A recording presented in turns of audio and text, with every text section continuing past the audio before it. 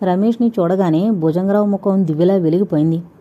తండ్రి వెంటబెట్టుకుని వెళ్ళాడు కాబట్టి పని సానుకూలపడి ఉంటుందనుకున్నాడు. అందుకే ఆయన ముఖం ఎంతో ప్రసన్నంగా ఉంది. రమేష్ స్నానం చేసి బట్టలు మార్చుకుని డబ్బు జేబులో వేసుకుని కిందకొచ్చాడు.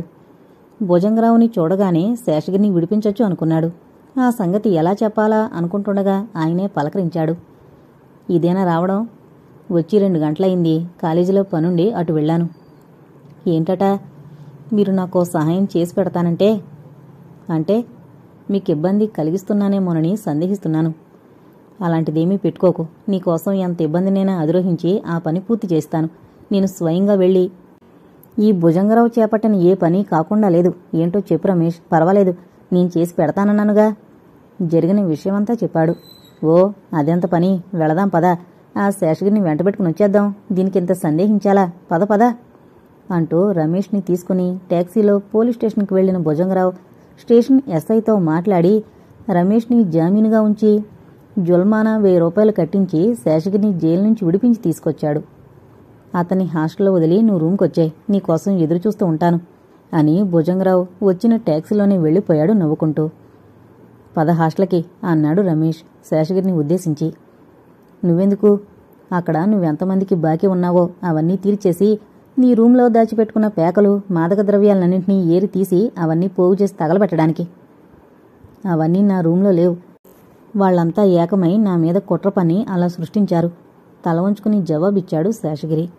వాళ్ళలా చేశారంటే నీలోని బలహీనతను ఆధారం చేసుకునే కదా. వారికి ఎందుకు అలాంటి అవకాశం ఇవ్వాల్సి వచ్చింది? అక్కడ మీ నాన్నగారు మీ మీద ఎన్నో ఆశలు పెట్టుకుని మీకెక్కడ లోటు జరుగుతుందోనని డబ్బు పంపిస్తుంటే నువ్వేమో ఇక్కడ కూర్చుని ఇలాంటి పనులు చేసేది. ఆయనకి తెలిస్తే ఎంత బాధపడతారు. ఆయన పరువు మర్యాద మంటగలిసిపోయిందని ఎంత కుమిలిపోతారు. పోనీ ఇలా జరిగిందని విజయ్కి తెలియజేశావా? లేదు.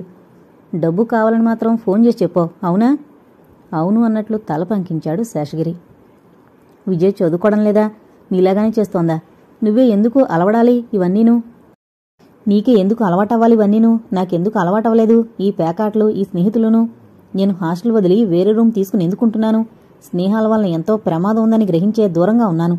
నీ క్షేమం కోరే నన్ను నీ శత్రువుగా చూశావు. అయినా నేను బాధపడలేదు. బాబుగారి కోసం నేను ఏమైనా చేస్తాను. ఆయన మనశ్శాంతి కోసమైనా ఇక నుంచి జాగ్రత్తగా ప్రవర్తించడం నేర్చుకో. రమేష్, నేను నువ్వుకేమీ చెప్పనవసరం లేదు. ఇంటి వద్ద పరిస్థితులు మీకేమీ తెలియకుండా మీ నాన్నగారు చేస్తున్నారు. నీకు హాస్టల్లో ఉండాలని లేకపోతే నా రూమ్కొచ్చేయ్. ఇలా జరుగుతుందని అనుకోలేదు రమేష్. అసమర్థుడి ఆఖరి ఉపాయం హింస. హింసతో అన్ని సమస్యలు పరిష్కారం అవుతాయనుకుంటారు. తమ తప్పులను కప్పిపుచ్చుకునేవారు ఇతరుల్లోని బలహీనతల కోసం అన్వేషించి కాలాన్ని వృధా చేసుకుంటారు. గతాన్ని మరచి ఇప్పటికైనా మనిషిగా ప్రవర్తించు. ఇదే నీ నుంచి ఆశించేది. నాన్నగారికి ఈ విషయం తెలియజేవుగా? తెలియనేను. అదేనా ఒక షరతు మీద? ఏంటది? కంగారుగా అడిగాడు శేషగిరి. మరలా పేకాట జోలికి వెళ్ళనని, స్నేహాలు చేయనని, కొట్లాటికి దిగనని. నన్ను వాళ్ళు ఏదో ఒకటి సూటిపోటుగా అంటున్నారు. నాకు కోపం. ఇంకాపు మధ్యలో అందుకున్నాడు రమేష్. తల వంచుకున్నాడు శేషగిరి. అలా అంటేనే గాని నీలో పౌరుషం వస్తుంది. అప్పుడు నువ్వు సవాల్ చేసి ఎదురు నిలుస్తావు, పేకాట్లో కూర్చుంటావు, డబ్బు పోగొట్టుకుంటావు. ఓడిపోయినన్న కోపంతో వాళ్లతో పోట్లాడి దిగుతావు. నువ్వే కాదు, నీ స్థానంలో ఉండే మరెవరైనా అలాగే ప్రవర్తిస్తారు. ఇంకా అన్నీ మరిచిపోయి ఫైనల్స్ కోసం కష్టపడి చదువు. అన్నట్టు ఇదిగో డబ్బు మీ నాన్నగారు నీకేమనిచ్చారు.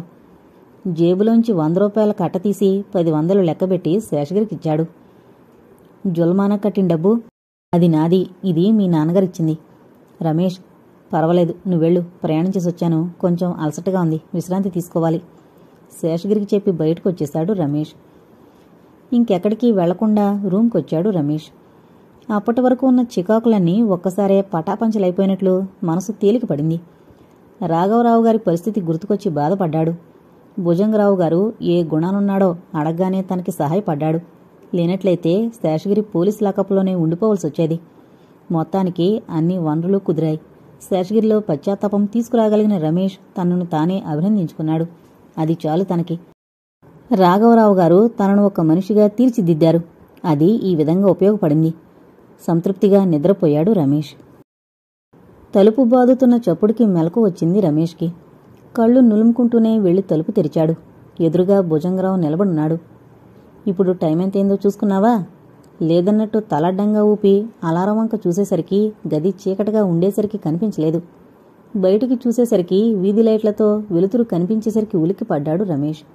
మొహం కడుక్కునరా అంటూ జవాబుకైనా ఎదురు చూడకుండా వెళ్ళిపోయాడు భుజంగరావు నవ్వుకుంటూ. రమేష్ మొహం కడుక్కుని బట్టలు వేసుకుని వాచి చూస్తే 9 గంటలకి మరో 5 నిమిషాలు తక్కువగా చూపిస్తోంది.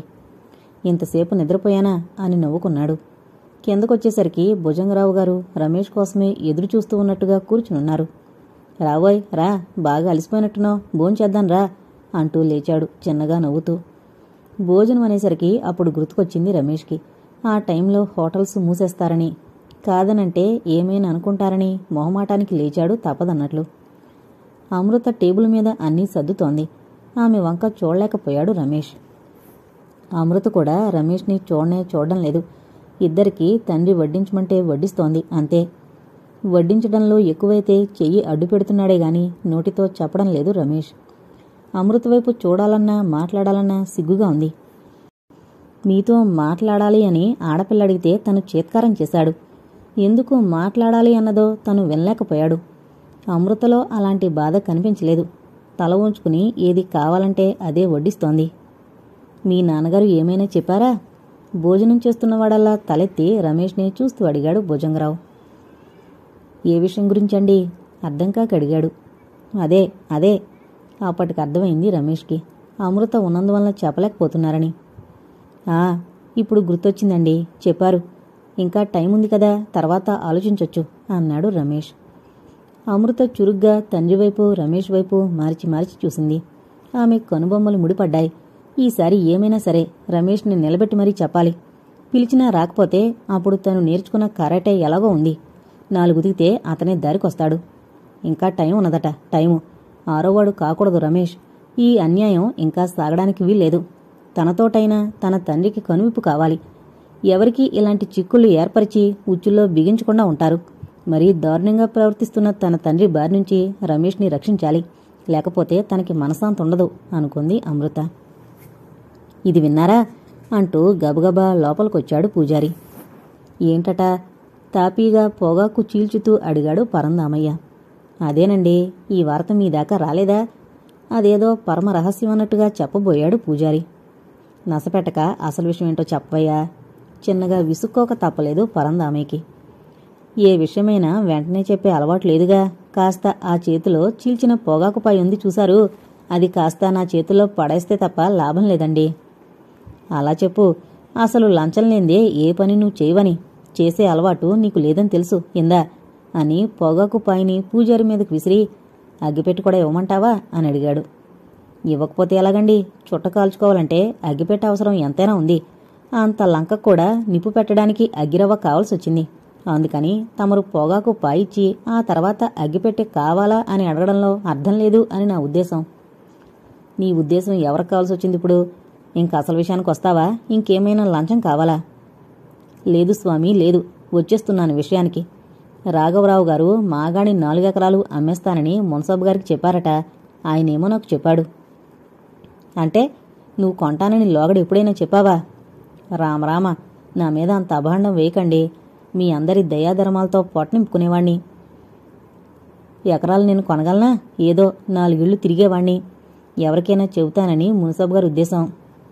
ఆయనకెందుకట ఈ ప్రచారం? అర్థం కాక అడిగాడు పరందామయ్య చుట్టను కాల్చడం ఆపి. ఆయనకి 25,000 బాకీ కదండి. తన బాకీ కోసం ఈ తిప్పలు. ఓ అదా సంగతి. తనే ఆ పొలం కొనుక్కుని తన బాకీ పోను మిగతాది రాఘవరావు గారికి ఇవ్వచ్చుగా. 4 ఎకరాల మాగాణి కొనగలిగే ఆసక్తి మీకుంది గాని ఆ మున్సబ్కెక్కడండి? ఆ 25,000 ఒక్కసారి ఇచ్చాడేమిటి? అప్పుడో 4,000 అప్పుడో 4,000 ఇచ్చి మొత్తానికి నోటు రాయించుకున్నాడు. ఇప్పుడు తనకు ఆ డబ్బు కావాలని, నోటు వాయిదా కూడా తీరిపోతుందని, డబ్బు జమ కట్టకపోతే నోటు ప్లేంట్ చేస్తానని రోజు కబురు చేస్తున్నారట.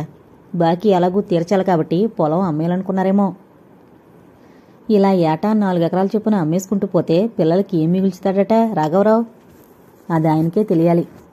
మా వాడికి సంవత్సరానికి ఎన్ని వేలవుతుందో నాకు తెలుసు. ఒక్కడికేంత అవుతుందంటే 2 పిల్లలకి ఎంత అవుతుందో లెక్కగడితే మరో 2 ఏళ్లకి ఉన్న ఆస్తంతా హరించుకుపోతుంది. ఆడపిల్లకి చదివేందుకట? ఉద్యోగాలు చేస్తుందా, ఊళ్ళెళ్తుందా? పెళ్లి చేసి పంపేక అన్నాడు పరందామయ్య చుట్ట కొసకొరికి తుపుక్కున ఊస్తూ. పెళ్ళంటే గుర్తుకొచ్చింది. ఈ లగ్నాల్లో వారమ్మాయి విజయ్కి వివాహం చేయాలన్న సంకల్పంలో ఉన్నారట. బాకీ పోను ఖర్చులకి గట్రా కావాలిగా. ఓ, అదా సంగతి. మీరేమైనా కొంటారేమోనని కబురు వినగానే పరిగెత్తుకుంటూ మీ దగ్గరకు వచ్చాను. పరందామయ్య మౌనం వహించాడు ఆలోచిస్తూ. ఎందుకని అడగరేమిటి స్వామి? అడగడానికి అభ్యంతరం లేదనుకో. లంచంగా ఇంకేం అడుగుతామోనని భయం వేసి. ఈ బీద బ్రాహ్మణుడికి ఇంత పొగాకు పాయిస్తేనే మీ సిర్లన్నీ తరిగిపోతాయా బాబు? నేనిలా చుట్ట కాలుస్తున్నానని గ్రామస్తులకు తెలిస్తే నా పూజారిత్వాన్ని తీసి పారేయరు. ఏదో మీ వద్ద చనువు కాబట్టి ఇక్కడే అడిగి కాల్చుకుని పంటిజల తీర్చుకుని వెళుతుంటాను. ఏంటి ఆలోచిస్తున్నారు? పరందామని అడిగాడు పూజారి. ఏముంది, రాఘవరావు గారి భూమి గురించి. లోగడవారు అమ్మిన భూములన్నీ మీరేగా కొనగలిగారు. ఈ మాగడి మాత్రం ఎందుకు వదిలిపెట్టాలి? ఈ ముక్క కూడా మీరే కొనుక్కోగలిగారన్న పేరు ప్రతిష్ట మీరే మిగుల్చుకోండి. అదొకటే ఏం సరిపోతుంది? రాఘవరావు గారి తండ్రి దగ్గర నిగామానుగా చేసి చివరికి వారి భూముల్ని కొనుక్కోగలిగిన ఖ్యాతి కూడా నాకే కలగాలంటే ఈ భూమిని మరెవరూ కొనకుండా చెయ్యాలి. ఎవరిని ఆప్ చేస్తారు? ఎంతమందినని ఆప్ చేస్తారు? ఇదేదో మతలబుగా ఉందే, నాకేం అర్థం కావడం లేదు అన్నాడు పూజారి. అర్థం కావడం లేదా? నిజంగానే అర్థం కావడం లేదా? తల అడ్డంగా ఊపాడు పూజారి. రాఘవరావు గారి భూమిని నేనే కొనాలని ఎందుకంటున్నానంటే వారమ్మాయి విజయ కూడా మరొకరి ఇంటికి వెళ్లకుండా నా ఇంటికి కొడలుగానే రావాలి. ఇప్పుడు అర్థమైందా? అయ్యింది బాబు. పొలమైతే కొనుక్కోగలిగారు గాని వారమ్మాయిని మీ ఇంటికి కొడలుగా మాత్రం చేసుకోలేరు. వారు రాజంశగల వంశంలోని వారు. వారి చెయ్యి ఇచ్చినా పుచ్చుకున్నా పైనే ఉంటుంది గాని కింద ఉండదు. అది మాత్రం గుర్తించడం మంచిది. తనను తీసుకొచ్చి గుడి పూజారిగా నియమించిన రాఘవరావు గారి మీద ఆ మాత్రం విశ్వాసం ఉంచడం తన కనీస ధర్మం అనుకున్నాడు పూజారి. ఆత్మాభిమానాలతో పనులవుతాయా? డబ్బుతో పని. డబ్బుతో కొండ మీదున్న కోతినైనా కొనవచ్చునన్నది నా విషయంలో రుజువైంది. విజయను నా కొడలుగా చేసుకుని తీరతాను. ఎలాగో చెప్పమంటావా? జాగ్రత్తగా విను. రాఘవరావు గారు పొలం అమనవసరం లేదు. మునసబు బాకీ నేను తీరుస్తాను. ఇద్దరి ఖర్చులు నేను భరించి బ్రహ్మాండంగా వివాహం జరిపిస్తాను. 7 రోజులు పెళ్లి. రోజుకి 7 రకాల పిండి వంటలతో అతిథులకు మర్యాదలు చేస్తాను. భలే నిర్ణయం తీసుకున్నారు. ఇలా విడమర్చి చెప్పారు. ఇంకా ఆలస్యం దేనికి? త్వరగా వెళ్ళి చెప్పండి అన్నాడు పూజారి. నేనా? నేను ఎలా వెళ్ళి మాట్లాడొస్తాననుకున్నావు పూజారి? బంగారపు పళ్ళానికైనా గోడ ఆసరాలైందే నిలవదు. అలాగే మాకెంత డబ్బున్నా మేం వెళ్ళి ఎలా అడుగుతాం? ఆ మధ్యవర్తిత్వం ఏదో నువ్వే చెయ్యి అంటూ వచ్చింది రుక్మిణమ్మ. మీరు నన్నే పురమాయిస్తున్నారమ్మా? అవును, నువ్వే. నీ అవసరానికైతే బాబుగారు అయ్యగారు అంటూ వస్తావే. ఈయనేమో నోటు పత్రం లేకుండా నీకు డబ్బిస్తుంటే వెళ్ళి మాట్లాడనంటావా అంటూ గయ్యమని లేచింది రుక్మిణమ్మ కోపంతో. అమ్మో, నేనా? నన్ను వదిలేండి స్వామి. వారికి ఎదురుగా నిలబడి మాట్లాడగలిగే ధైర్యం నాకే కాదు, ఈ గ్రామంలో ఏ ఒక్కరికైనా ఉందంటారా? నా వల్ల కాదు బాబు. చేతులెత్తి నమస్కరించాడు పూజారి. నీ వల్ల కాదంటున్నావుగా, సరే. నీ దారి నీది, నా దారి నాది. నీ పెద్ద కూతురు పెళ్లికని నోటు రాసి తీసుకున్న 4000 నోటుకి కాలం త్వరలో చెల్లుతుంది. కోర్టు ఖర్చులతో సహా రాబడతాను. నీ పల్లంచేను మెరక నా ఎద్దుబాళ్లతో చేయించుతున్నాను. ఈ క్షణమే ఆ పని ఆప్ చేస్తాను. అసలు ఆ చేను మెరక చేసేందుకు కనీసం 4000 అవుతుంది ఇప్పుడున్న రేట్లతో. నా బళ్ళు, నా ఎడ్లు, నా మనుషులతో నీ చేలో పని చేయిస్తున్నానంటే నాకు లింకు నువ్వు, నీకు లింకు నేను అని కదా. నేనన్నట్టు కాక నా కుడి భుజంగా ఉండి పనులు చక్కబెట్టుకొస్తున్నావని ఈ పని కూడా నీకు అప్పగిస్తే చేయనంటావా? ఒరే సుబ్బి అని లోపల వైపు చూస్తూ పాలేరుని పిలిచాడు పరందామయ్య. పాలేరుని ఎందుకు పిలుస్తున్నాడో అర్థం చేసుకున్న పూజారి బ్రతిమాలే ధోరణిలోకి దిగాడు. మధ్యలో పని ఆపు చేయించకండి మహాప్రభో. ఆ చేను ఓ 2 పొట్ల ధాన్యం పండితే నేను నా పిల్లలు కడుపు నిండా తింటాం మీ పేరు చెప్పుకుని.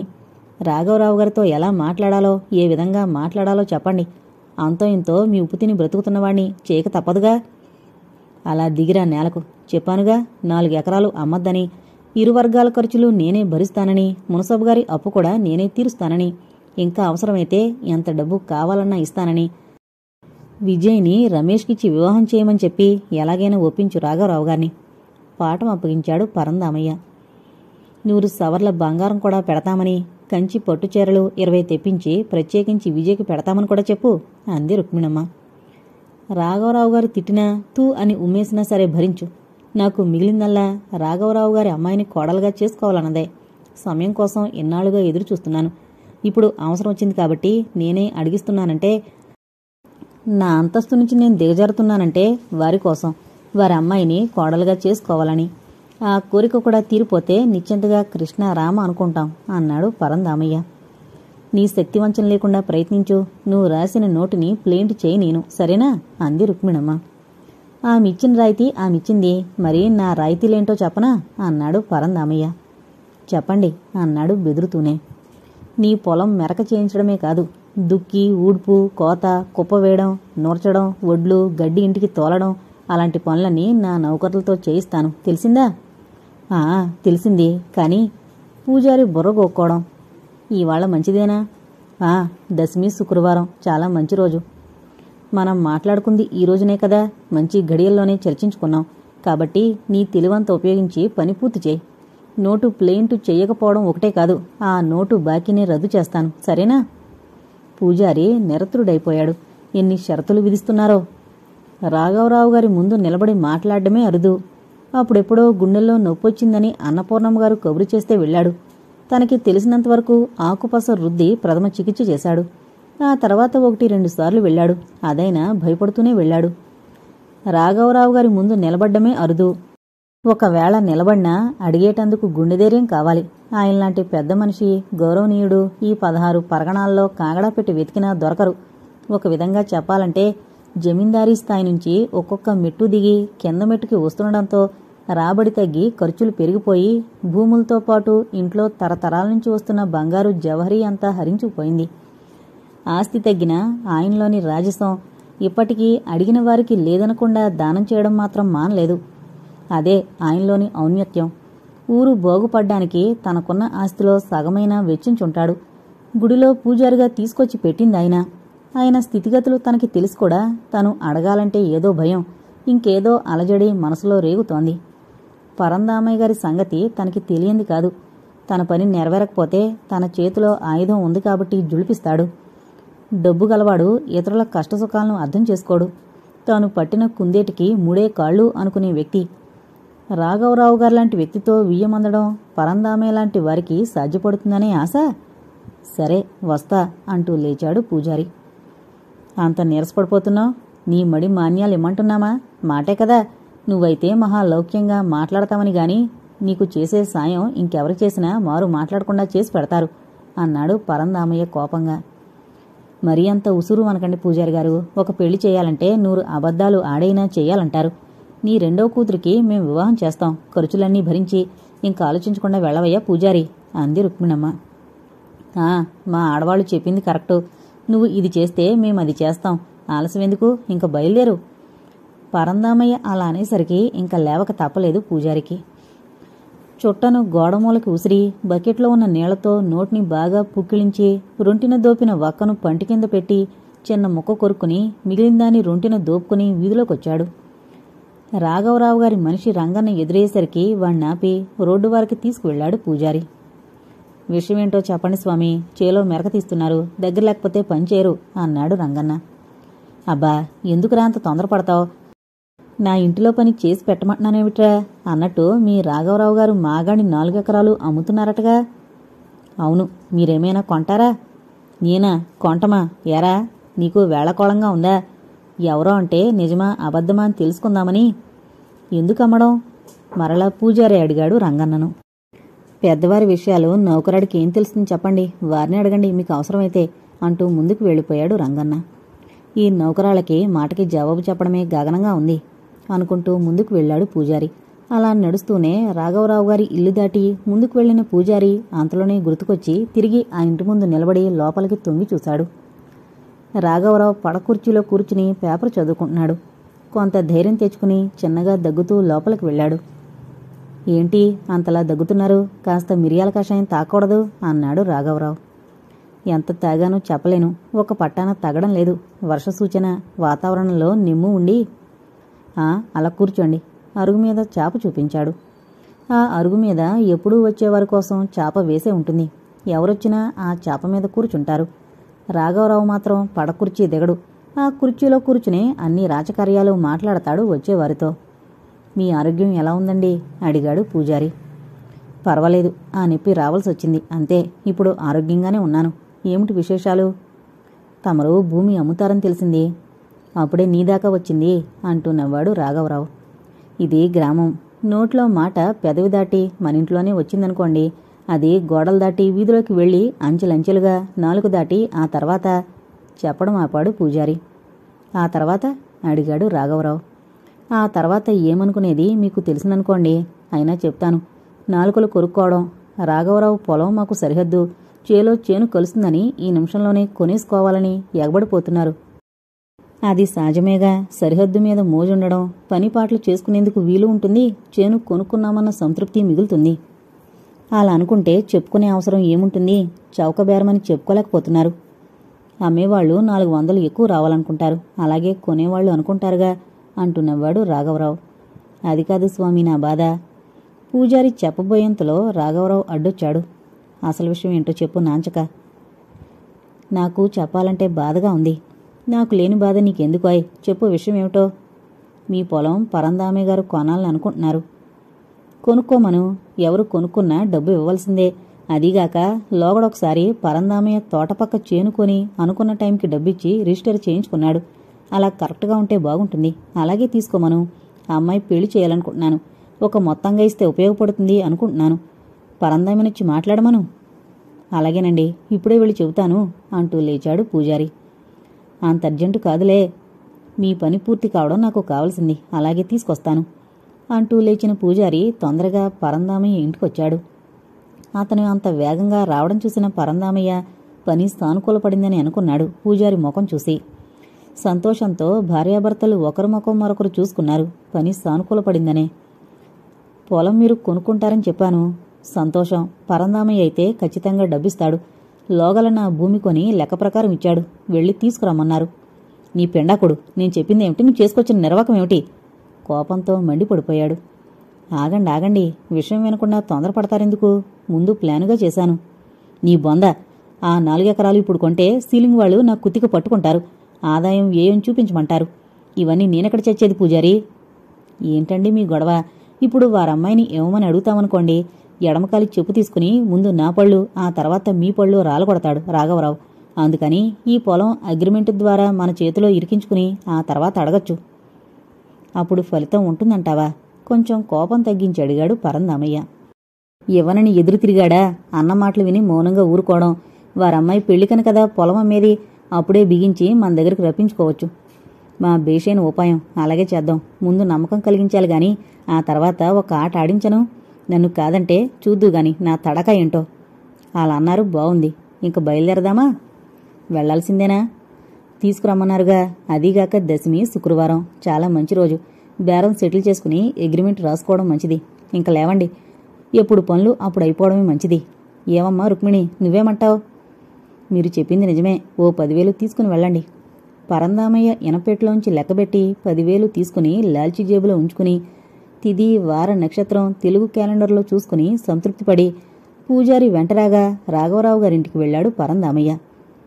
పూజారి గారు మహా గట్టికుడేనే. అన్నానో లేదో, నిన్ను తీసుకొచ్చేశాడు. రా కూర్చో పరందామయ్య. పొలం కోసమేగా. ఎకరం 30,000కి తగ్గదు. పక్కనున్న భూమిని రాజుగారు కొనుక్కున్నారుగా. ఆ ప్రకారమైతే కుదురుతుంది అన్నాడు రాఘవరావు. ఆయనకి 10 మాటలు మాట్లాడడం అలవాట్లేదు. ఉన్న విషయాన్ని క్లుప్తంగా వివరించడమే. అలాగే, నేనెలా కాదంటాను చెప్పండి. అసలు నా దగ్గర డబ్బుందా? మా ఇంటి ఆడది గొడవ చేయబట్టి ఇదిగో ఈ పూజారి ఉన్నాడంటే ఎక్కడలేని విషయాలు సేకరించి మరీ మా ఆడవారి చెవిలో వేస్తాడు. ఈ మధ్య వాళ్ల పుట్టింటి వాళ్ళు ఇవ్వవలసి ఇచ్చిన డబ్బు, ఆ డబ్బు వచ్చినప్పటి నుంచి నా ప్రాణం తీసేస్తోంది. ఇదిగో ఈ విషయం కూడా ఈయనే చెప్పి తీసుకొచ్చాడు. సరే, మీ ఇష్ట ప్రకారమే కానివ్వండి. అగ్రిమెంటు రాసుకున్నప్పుడు 10,000, రిజిస్టర్కి కాల వ్యవధి 3 నెలలు ఉండాలి. ఈలోగా ఇంకా రావాల్సిన బాకీలున్నాయి. వసూలు చేసి ఎప్పుడు అందితే అప్పుడు తీసుకొచ్చిస్తాను ఎంతో వినయంగా అన్నాడు పరందామయ్య. నువ్విలా ఇస్తే ఖర్చయిపోతుంది. రిజిస్టర్ రోజునే మొత్తం ఒకసారి ఇస్తే అమ్మాయి వివాహం చేయాలని అనుకుంటున్నాను. అందుకు ఉపయోగపడుతుంది అన్నాడు రాఘవరావు. ఒకే మొత్తం అందకపోవచ్చు. ఎప్పటికప్పుడు బాకీ చెల్లు పెట్టుకుంటే సరిపోతుంది. కురదలా మిగిలితే వడ్డీతో సహా తీర్చుకుంటాను. ఏమంటారు రాఘవరావు గారు? మీరు చెప్పింది బాగానే ఉంది. కురదలా ఉండేటట్టు కూడాను. డబ్బు అవసరమే అమ్ముతున్నాను. కట్నం పూర్తిగా పెళ్లి రోజునే ఇస్తానని అవతల వారికి మాటిచ్చాను. నా మాట పోతుంది. కాబట్టి రిజిస్టర్ రోజుకే మొత్తం డబ్బిచ్చాయి. అంటే కాయపరుచుకున్నారా సంబంధం? నా మాటగా అవతల వారికి చెప్పాను. ఆమోదించారని తెలిసింది. ఇంక నా ప్రయత్నం నేను చేసుకోవాలిగా. అలాగేనండి. పరందామయ్య అంగీకరించేసరికి రాఘవరావు లోపలికి వెళ్లి దస్తావేజు తీసుకొచ్చి పొలం సర్వే నంబరు చెప్పి అగ్రిమెంటు రాయమని పూజారికిచ్చాడు. ఈ భారం నా మీదనే మోపారా స్వామి అన్నాడు. మధ్యవర్తిత్వం చేసింది నువ్వు, అగ్రిమెంట్ కూడా నీ చేతుల మీదుగానే రాయండి, ఏం పర్వాలేదు. పూజారి అగ్రిమెంటు రాయడం, సంతకాలు పెట్టిన తర్వాత 10,000 ఇవ్వడం, లెక్కబెట్టి రాఘవరావు తీసుకోవడం అన్నీ ఒకదాని వెనక ఒకటి జరిగిపోయాయి. ఫైనల్స్ రాసిన రోజు సాయంత్రం స్టూడెంట్స్ పార్టీ చేసుకున్నారు. ముఖ్య అతిథిగా ప్రొఫెసర్ని పిలిచారు. ఇంటికి వెళ్లే హడావిడిలో విజయ ఆ పార్టీకి హాజరు కాలేదు. రమేష్ మాత్రం విజయ్ కోసం కళ్లతోనే వెతికాడు. విజయ్ రానందుకు మనసులోనే బాధపడ్డాడు. అన్నీ ముగించుకుని అందరి దగ్గర వీడుకోలు తీసుకుని బయలుదేరేసరికి 8 దాటింది. గబగబా నడుస్తున్నాడు విజయ్. అంత దూరం వచ్చేసరికి ఏల వినిపించింది. వెనుతిరిగి చూసిన రమేష్కి 10 సంవత్సరాల పిల్లాడు తప్ప ఇంకెవరూ కనిపించలేదు. అది పార్కు, ఎవరూ ఉన్నట్టు కనిపించలేదు. మరలా ఏల వినిపించింది. ఆగిపోయాడు రమేష్. పరిగెత్తుకొస్తున్న అడుగుల చప్పుడు మరింత దగ్గరవడమే కాక, ఆగండి రమేష్ గారు అన్న మాట కూడా వినిపించి టక్కున ఆగిపోయాడు. ఆ కుర్రాడు పరిగెత్తి రావడం వల్ల కలిగిన ఆయాసంతో ఓ క్షణం ఆగన్నాడు. పిలుస్తుంటే అలా వచ్చేస్తారేమిటండి? నేను ఆయాసం అడ్డు రావడంతో ఆగిపోయాడు. ఆ కుర్రాన్ని ఎక్కడో చూసినట్టు లీలగా గుర్తు రాసాగింది. ఎదురింట్లో ఉంటారు. తను లేచి మొహం కడుక్కుంటూ బాల్కనీలో నిలబడితే స్కూలు యూనిఫామ్లో లెదర్ బ్యాగ్ భుజాన తగిలించుకుని గబగబా నడిచి వెళ్లే కుర్రాడు గుర్తుకొచ్చాడు. అతనే ఇతనా అన్న అనుమానం కూడా కలిగింది. నేనండి, మీరు బ్రష్ చేసుకుంటున్న టైంకి స్కూల్కి బయలుదేరి వెళ్లేవాణ్ణి. మిమ్మల్ని విజయకు పిలుచుకురమ్మంది. విజయ? ఆమె ఎలా తెలుసు? మా అక్క, తను క్లాస్మేట్సు. మీతో ముఖ్యమైన విషయం మాట్లాడాలని మిమ్మల్ని పిలుచుకురమ్మంది. ఎక్కడుంది? ఆ పార్కులో విరజాజి చెట్టు కింద నిలబడుంది. వచ్చిన దారినే పరుగు తీశాడు. అతన్ని అనుసరించి పార్కు లోపలికొచ్చాడు రమేష్. సంపెంగ చెట్టేదో విరజాజి చెట్టేదో గుర్తుపట్టలేకపోయాడు. పరిశీలనగా చూస్తూ ముందుకు నడుస్తున్న రమేష్కి ఏమండి అన్న అమృత కంఠం వినిపించి ఆగిపోయాడు. విజయ్ పిలుస్తోందని బాబు తీసుకొస్తే వచ్చాడు. విజయ్ బదులు అమృత కనిపించేసరికి ఎక్కడలేని చిరాకు కలిగింది. ముందుకి వెళ్లబోతుంటే అమృత ఆపింది. విజయ్ పిలిస్తేనే రావాలా? నేను పిలిస్తే రాకూడదా? జవాబు ఇవ్వకుండా ముందుకి అడుగు వేస్తున్న రమేష్ కాలికి ఏదో అడ్డుపడ్డంతో ముందుకు పడిపోయాడు. తిరిగి లేవబోయేంతలో అమృత ఎదురుగా నిలబడింది. ఆమె నిలబడిన తీరు చూసేసరికి రమేష్ కళ్ళు ఇంతింతయ్యాయి. యుద్ధంలో ప్రత్యర్థిని ఏ విధంగా దెబ్బతీయాలా అని చూసే వీరునిలా నిలబడింది. విజయ్ కంటే నేనేమి తీసిపోయానా? మగవాళ్ల వెంటబడే అలవాటు నీకుంది గాని విజయ్కి లేదు. ఓహో, అదా నా మీద నీకు కలిగిన అభిప్రాయం? అందుకేనా ఎన్నిసార్లు మాట్లాడాలన్నా తప్పించుకుని పారిపోయావు? ఉత్తరాలు రాసి పంపినా జవాబు ఇవ్వలేదు. నీ ప్రేమ లెక్కలు చదవగలిగే ఓపిక నాకు లేదు. అందుకే జవాబు ఇవ్వలేదు. నేను వెళ్ళాలి. లేవను. ఇప్పుడు నీతో ఎన్నో విషయాలు మాట్లాడాలి. అంతవరకు నువ్వెక్కడే ఇలాగే ఉండాలి. వెళ్ళావో ఇదిగో కరాటేలో బ్లాక్ బెల్ట్ సంపాదించుకున్న నేను ఒక్క దెబ్బతో నేలను కరిపించగలను. జాగ్రత్తగా విను నేను చెప్పేది. వినను. నువ్వంటే నాకు అసహ్యం. నీ చూపులతో నన్ను వేధించి చంపావు. ఇప్పుడు మాటలతో నన్ను చంపాలనా? నో, నువ్వు అసలు ఆడదానివి కాదు. అవును, నేను ఆడదాన్ని కాను. కాబట్టే నీ వెంట పడుతున్నాను. అవునా? ఆడదాన్ని ఉంటే నిన్ను నా చుట్టూ తిప్పుకునుండేదాన్ని. అసలు మీ మగవాళ్లంతా ఆడది పిలిస్తే చాలు ఇంకేముందని, తమని ప్రేమించేస్తుందని, అక్కడికి తమరికేదో శీలం ఉన్నట్టు మాకు లేదని అనుకోవడం పరిపాటి. నీ మీద సానుభూతితోనే నిన్ను మా నాన్న బారి నుంచి రక్షించాలని నేను ప్రయత్నిస్తుంటే నేనేదో నీ వెంట పడుతున్నానని అనుకోవడంలో నీ మూర్ఖత్వం బయటపడుతోంది. నన్ను రక్షించడమేమిటి?